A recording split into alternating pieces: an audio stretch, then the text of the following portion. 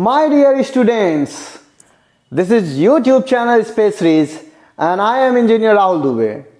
And today I am going to explain you the topic integration.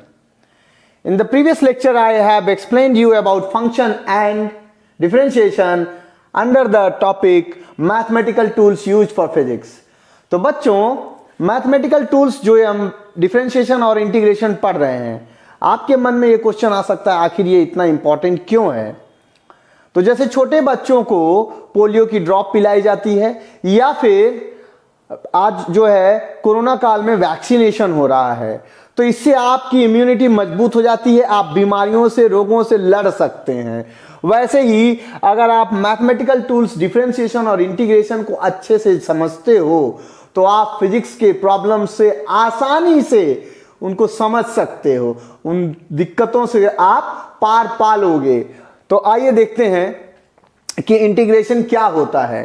तो बच्चों, the reverse of differentiation is called integration. The reverse process of differentiation is called integration.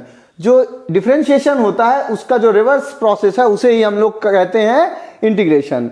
तो बच्चों, previous lecture में हमने differentiation के बारे में पढ़ लिया है, अच्छे से समझ लिया है, what is function, what is differentiation. ठीक है, जिन बच्चों ने नहीं पढ़ा हो मैं डिस्क्रिप्शन में वो लिंक दे दे रहा हूं जिसे आप उस वीडियो को भी देख सकते हैं और डिफरेंशिएशन को अच्छे से समझ सकते हैं। तो बच्चों, the reverse of differentiation is called integration. इसके बारे में पढ़ने से पहले मैं आपको यह समझाना चाहता हूं कि इंटीग्रेशन की जरूरत आखिर क्यों पड़ती है। तो बच्चों, जैसे मान लीजिए ये एक रेक्टेंगुलर फील्ड है जिसकी लेंथ है 5 मीटर और ब्रेड्थ है 4 मीटर, और आपसे कहा जाए इसका एरिया फाइंड करने के लिए, तो आप सिंपली जानते हो the area of a rectangle is length into breadth and this is equal to 4 metre into और 5 metre into 4 metre, so it is 20 metre square. तो इस तरह से हम लोग इसका एरिया फाइंड कर लेते हैं। तो बच्चों, इसी तरह से अगर आपको किसी ट्रायंगल का एरिया निकालने के लिए दे दिया जाए तो आप जानते हो ट्रायंगल का एरिया होता है half base into height. Half base, यहां से यहां तक की जो लेंथ होगी वो बेस हो जाएगी एंड दिस इज हाइट। तो area of triangle is equal to half base into height. Suppose कर लीजिए ये बेस आपका 12 मीटर हो और हाइट आपका 6 मीटर हो, तो आप आसानी से लगा दोगे half into 12 into height 6 is equal to 2 3 जा 6, सो 3 इंटू 12 36 मीटर स्क्वायर। इसी तरह से अगर आपको सरफेस एरिया किसी भी स्फीयर का निकालने के लिए दे दिया जाए तो 4 pi R square is the formula for surface area of sphere. उसके बाद किसी कोन का अगर सरफेस एरिया निकालना हो तो we have the formula pi R L, तो हम लोग निकाल लेंगे। अब एक थोड़ा सा मैं चेंज कर देता हूं, थोड़ा सा बस। जो ये फील्ड हमें दिख रही है ना, ये प्रैक्टिकल फील्ड कई बार ऐसा नहीं होता, लोगों का खेत जो होता है कई बार ऐसा नहीं होता। सपोज कर लीजिए जो फील्ड थी वो ऐसे रेक्टेंगुलर ना हो करके कुछ ऐसी है, ठीक है, और वही लेंथ है 5 मीटर। अब आप इस पर कौन सा फार्मूला लगाइएगा? You will not be able to solve or find the area of this field, this kind of field.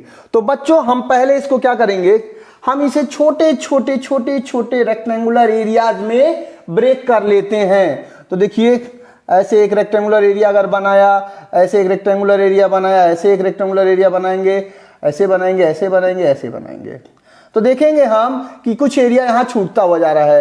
तो हम इस जो रेक्टेंगुलर एरिया बना रहे हैं ना, उसको हम और छोटा छोटा बनाएंगे, और छोटा छोटा, काफी पास पास रेक्टेंगुलर एरियाज बना लेंगे इसमें से।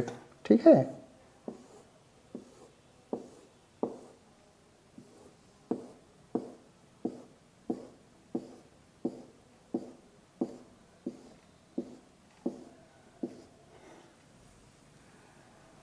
तो देखिए मैंने बना लिया।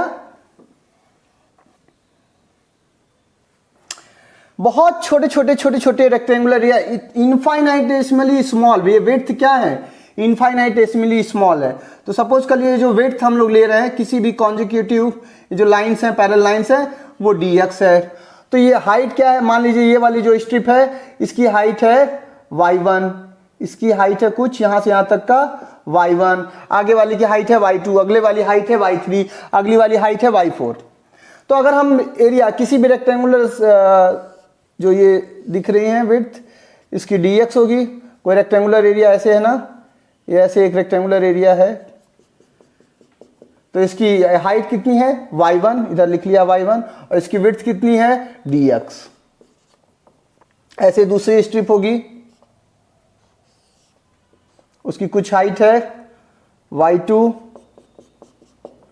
उसकी हाइट है y2 और उसकी भी विड्थ क्या है dx। इसी तरह से तीसरी एक है, थोड़ी सी कम हो गई हाइट, और इसकी जो हाइट है ये है y3 और विड्थ है dx। तो इस तरह से जितनी भी ये स्ट्रिप्स बन रही हैं, कोई भी स्ट्रिप देखिए, जैसे जितनी भी ये सारी स्ट्रिप्स बन रही हैं, इन सभी स्ट्रिप्स का एरिया हम निकालते चले जाएंगे, निकालते चलेंगे, यहां से निकालेंगे यहां तक का सारा एरिया निकालेंगे, और फिर उन सारी एरियाज को हम लोग ऐड कर देंगे तो हमें total area of this field मिल जाएगा। And this will be equal to y1 dx plus y2 dx plus y3 dx plus dot dot dot. ऐसे मान लीजिए यहां पर n स्ट्रिप्स हैं तो हम कहेंगे yn dx। पर बच्चों चूंकि ये जो विड्थ है ये बहुत ही स्मॉल है, ये dx क्या है, बहुत ही स्मॉल है। तो बहुत ही स्मॉल है तो इसमें इनफाइनाइट नंबर ऑफ स्ट्रिप्स होंगी, बहुत ज्यादा नंबर ऑफ स्ट्रिप्स होंगी, 10,000 स्ट्रिप होंगी। तो इतनी दूरी में 10,000 स्ट्रिप हैं, हम लोग कितना ज्यादा ये मल्टीप्लाई करेंगे, ऐड करेंगे, मल्टीप्लाई ऐड करो, मल्टीप्लाई करो, ये सारे प्रोडक्ट हमें निकालने पड़ेंगे पहले। y1 dx, y2 dx, y3 dx dot dot dot yn dx तक निकालेंगे, फिर उन सबको ऐड करेंगे। This will be a very lengthy process. तो हम लोग देखेंगे क्या, यहां से y1 plus y2 plus y3 plus dot dot dot plus yn लिख दें और इंटू dx कर दें, ठीक है। तो इस एरिया को हम लिख सकते हैं sigma y dx, yr dx, where r is equal to 1 to n, ठीक है। तो ऐसे भी लिखा जा सकता है, या फिर इसकी जगह पर हम एक स्नेक की जैसा एक सिंबल इस्तेमाल करते हैं, and this symbol is called integration sign y dx, okay. इसी की जगह चूंकि ये n जो बहुत ज्यादा है ना, 1 से मान लीजिए यहां पर 10,000 स्ट्रिप्स हैं, तो हम लिखेंगे r is equal to 1 to 10,000। तो इस पूरे को समेशन करने की जगह, ऐसे करने की जगह हम लोग इस तरह से कर देते हैं y dx and x is from 0 to 5 metre. अगर ये लेंथ टोटल 5 मीटर है, x इज फ्रॉम 0 to 5। तो इस तरह से हम लोग इस प्रॉब्लम को आसानी से सॉल्व कर लेते हैं। आइए बच्चों बात करते हैं फिजिक्स की। तो ये हम समझ गए इंटीग्रेशन क्यों जरूरी है। अब हम देखते हैं कि फिजिक्स में कहां इंटीग्रेशन आएगा। तो एक सिंपल सी बात हमको समझ में आ गई कि इंटीग्रेट का मतलब हो गया ऐड करना, सम करना, ठीक है। ये जो छोटे छोटे एरिया आ रहे हैं इनका क्या कर लेना, सम कर लेना, ठीक है। तो अब देखते हैं फिजिक्स में कहां इस्तेमाल होती है। तो बच्चों हम लोग फर्स्ट ईयर में पढ़ते हैं या 9th में भी पढ़ते हैं, displacement, distance, velocity and area, okay, sorry, displacement या डिस्टेंस, स्पीड और वेलोसिटी एंड एक्सेलरेशन, इन सारी चीजों के बारे में हम पढ़ते हैं। डिस्टेंस को हम लोग x से रिप्रेजेंट करते हैं या as से रिप्रेजेंट करते हैं, स्पीड को हम लोग v से रिप्रेजेंट कर लेते हैं, और एक्सेलरेशन को हम लोग a से दिखाते हैं। तो बच्चों अगर हम कहें एवरेज स्पीड, तो आपने पढ़ा होगा average speed is given by delta x upon delta t, okay. तो और साथ ही साथ चूंकि हम लोग जो प्रीवियस क्लास में जो डिफरेंशिएशन की क्लास देखे थे उसमें हमने पढ़ा था the change in a quantity delta x is represented as dx, is represented as dx if x is very small. Likewise, we had studied that delta y is replaced by dy when delta y is very small, and this instantaneous rate of change of y with respect to x, instantaneous, okay, instantaneous rate of change of y with respect to x is given by dy by dx.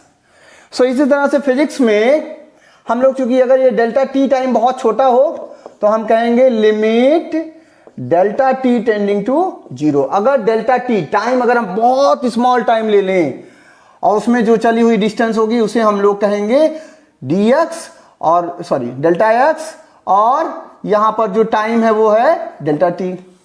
तो जब time बहुत कम होगा तो हम delta x को लिख लेंगे dx, और टाइम जब बहुत कम होगा तो डेल्टा t को लिख लेंगे dt, and this is v, and this is given as, this is told as instantaneous velocity.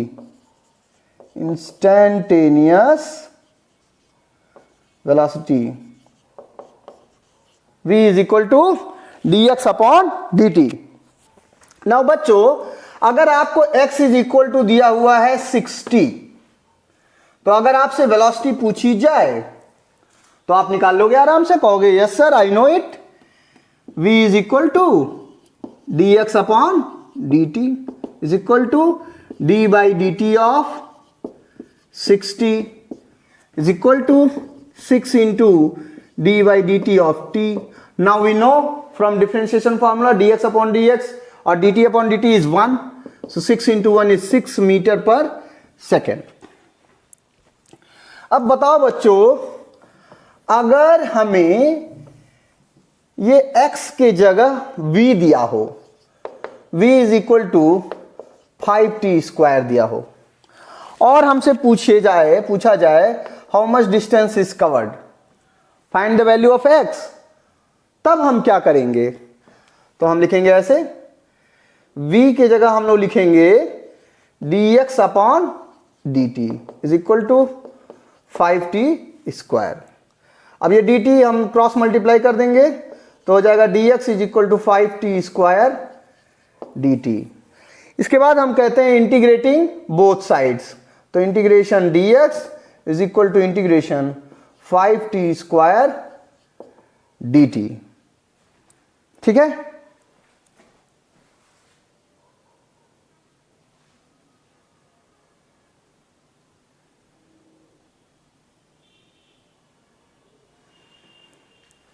तो बच्चों, अब हम अपने डेली लाइफ की बात करते हैं कि हम अपने डेली लाइफ में इंटीग्रेशन वाले एग्जाम्पल्स कहीं देखे हैं.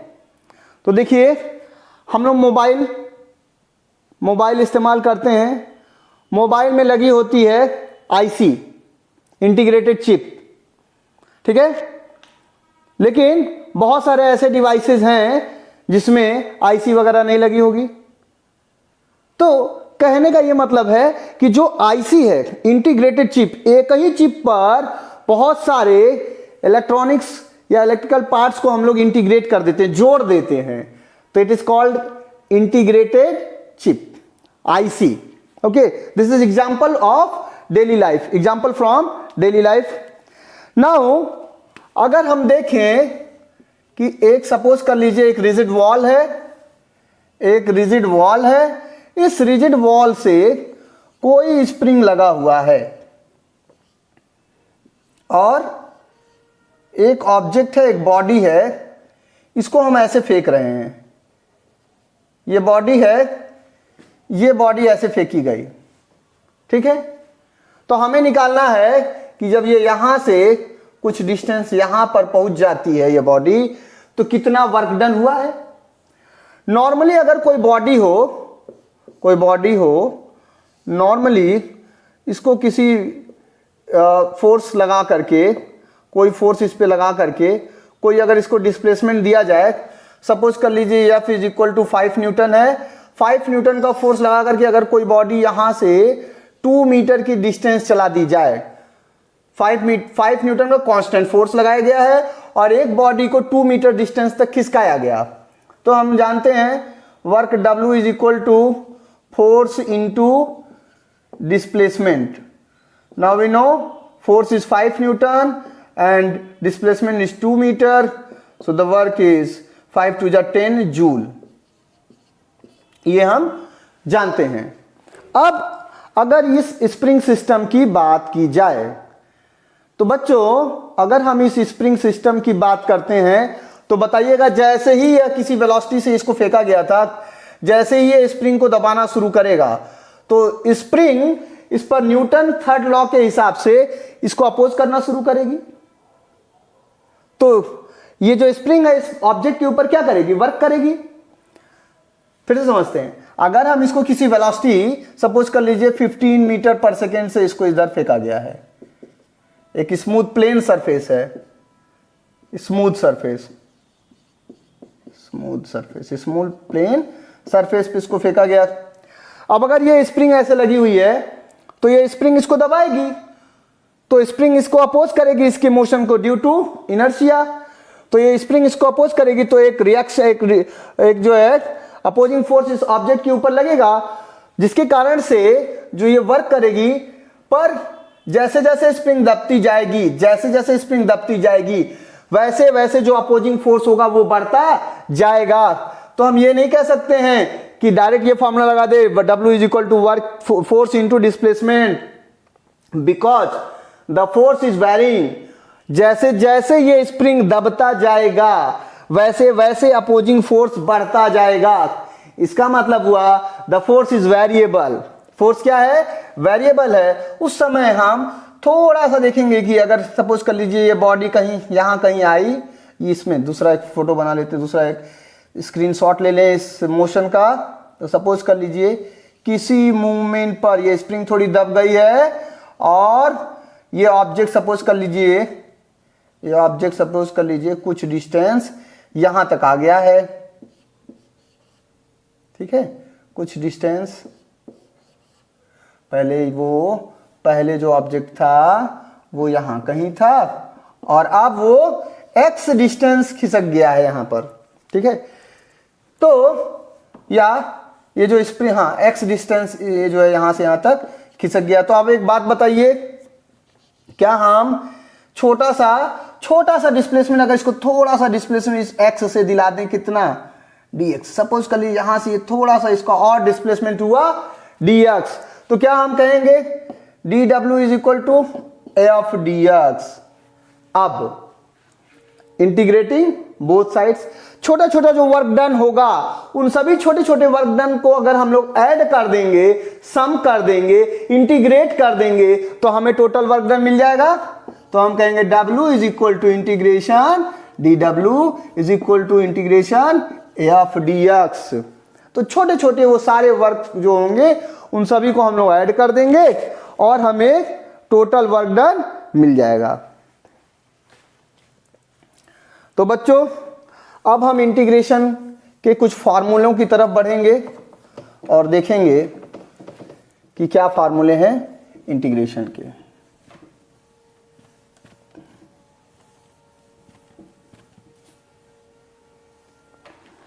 तो सबसे पहले एक नॉर्मल सी बात करूं, सपोज कर लीजिए ये एक length L is equal to 10 metre की एक लाइन है, ठीक है, एक वायर है जो 10 मीटर लंबा है।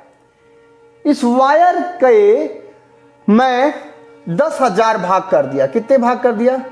10,000 भाग कर दिया। छोटे छोटे पार्ट करता चला जा रहा हूं। 10,000 पार्ट कर दिया। ऐसे कितने पार्ट कर दिया? 10,000 पार्ट कर दिया, ठीक है। तो या और भी उससे छोटा बहुत छोटे छोटे पार्ट्स बनाए। उन हर एक छोटे छोटे पार्ट्स की लंबाई को मैंने नाम दिया है dl। सो क्या नाम दिया? dl। तो अगर ये सारे जो dl हैं, इन सारे छोटे छोटे dl लंबाइयों को अगर हम ऐड कर दें, जोड़ दें, तो क्या हमें l मिलेगा? बोलिए। बिल्कुल आसान से समझ में आने वाली बात है। ये जो वायर थी 10 मीटर की, इसे मैं छोटे छोटे पार्ट्स में डिवाइड कर दिया और हर एक पार्ट का नाम दे दिया dl, हर एक इक्वल पार्ट का नाम दे दिया dl। अब इन सारी छोटी छोटी लंबाइयों को अगर ऐड कर दिया जाए, जोड़ दिया जाए, इंटीग्रेट कर दिया जाए, तो हमें टोटल लंबाई मिल जाएगी उस वायर की। तो integration dl is equal to l, ऐसे ही integration dx is equal to x। तो बच्चों इस तरह से हम लोग ये फाइंड करते हैं। और साथ ही साथ हमारा जो इंटीग्रेशन होता है, integration it is of two types. Two types का होता है। पहला टाइप है इनडेफिनिट इंटीग्रेशन, इनडेफिनिट इंटीग्रेशन, और दूसरा जो टाइप है वो है डेफिनिट इंटीग्रेशन। बच्चों जब हम इंडेफिनिट इंटीग्रेशन करेंगे कोई, जैसे इंटीग्रेशन x की power n dx, it is equal to x की power n plus 1 upon n plus 1 plus c। तो बच्चों जब हम इंडेफिनिट इंटीग्रेशन करते हैं जिसमें कोई लिमिट नहीं दे रहे हैं, कहां से कहां तक हमें इंटीग्रेट करना है ये नहीं बता रहे हैं, तो that is called indefinite integration.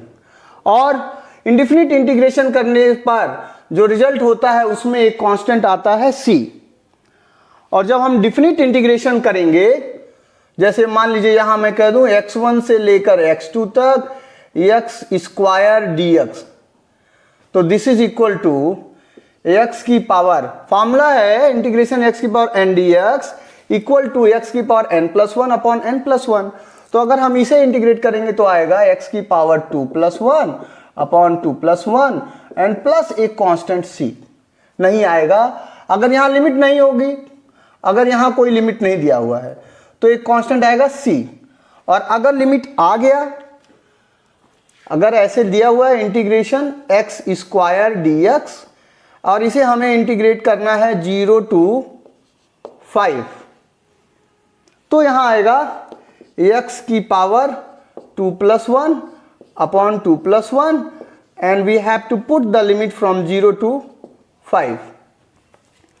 तो यहां ये हो जाएगा x की पावर 3 अपॉन 3 प्लस एक कांस्टेंट c, और यहां पर आएगा 1 अपॉन 3 इंटू x की power 2 plus 1 3 and the limit is from 0 to 5। अब हम लोग जब लिमिट रखते हैं तो पहले अपर लिमिट रखते हैं माइनस लोअर लिमिट। ध्यान से समझिए, जहां जहां x होगा वहां वहां पहले अपर लिमिट रखा जाएगा और फिर माइनस लोअर लिमिट। अभी यहां देखिए, आपको लोग सीख लेंगे, यहां देख के 1/3 को ऐसे ही रहने दीजिए और फिर पहले 5 रखेंगे। Upper limit is 5, lower limit is 0। तो first we put upper limit, so 5 का cube minus lower limit is 0, 0 का cube. This is equal to 1/3 into 5 का क्यूब हो गया 5 5 जा 25, 5 जा 125 माइनस 0 का क्यूब 0 होगा, तो ये आ गया 125/3। ठीक है, तो इस तरह से हम लोग दोनों तरह का इंटीग्रेशन सीख लिए, डिफिनिट इंटीग्रेशन और इनडिफिनिट इंटीग्रेशन। जब जब हम इनडिफिनिट इंटीग्रेशन करते हैं तब तब एक कांस्टेंट आता है स्मॉल c, और जब हम लोग डिफिनिट इंटीग्रेशन करते हैं तो डायरेक्ट हमें वैल्यूज रखनी होती हैं, upper limit minus lower limit.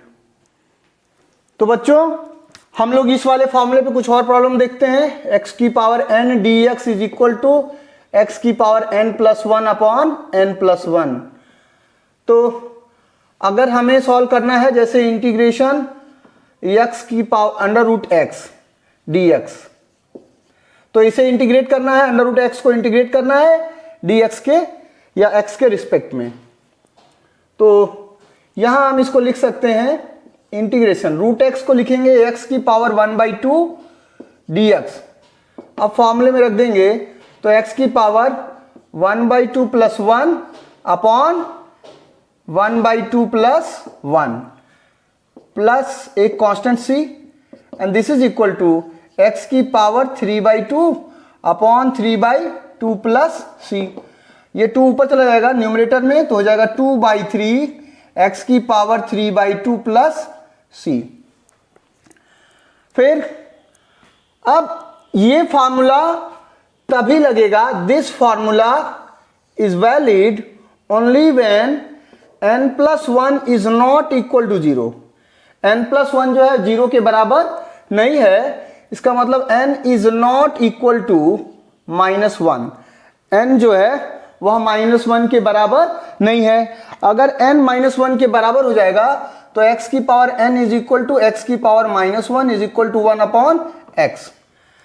और जब हमें ऐसा इंटीग्रेशन करना हो 1/x dx, तो इसके लिए फॉर्मूला आता है log x base e plus एक कांस्टेंट c।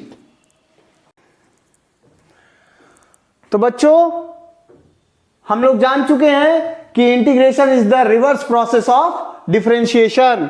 तो ये डिफरेंशिएशन के कुछ फॉर्मूले हैं, हम देखेंगे कि इनका रिवर्स प्रोसेस ही इंटीग्रेशन है। जैसे हम इस यहां देख रहे हैं कि dy/dx of cos x is equal to sin x, तो हम अगर लिखना चाहें integration sin x dx, then it is equal to -cos x।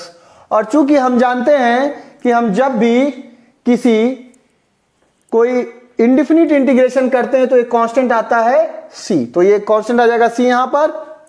अब अगर हम इस वाले को ध्यान से देखें तो हम कह सकते हैं integration cos x dx is equal to sin x plus एक कांस्टेंट c।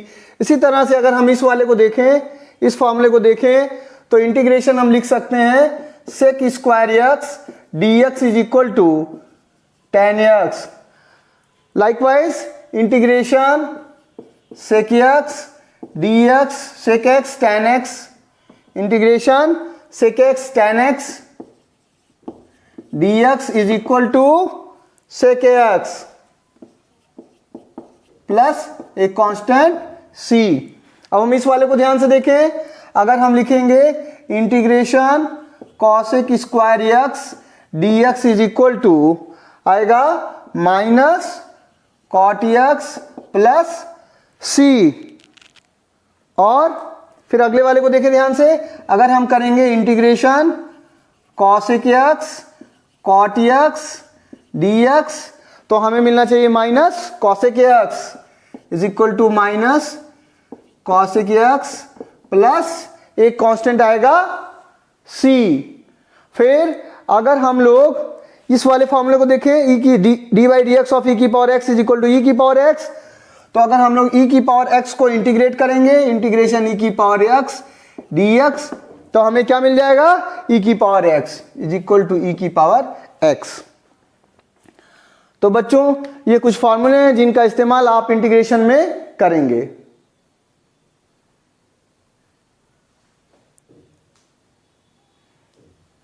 तो बच्चों अगर आपको एक ऐसा कोई फंक्शन दिया हो integration of x² plus 3x minus 7 dx, तो इंटीग्रेशन के दो फार्मूले हैं जो काम आएंगे यहां पर खास तौर पे, जो हम लोग अभी नहीं पढ़े हैं, और वो है, पहला फार्मूला है integration f1x plus minus f2x dx is equal to integration f1x dx plus minus integration f2x dx।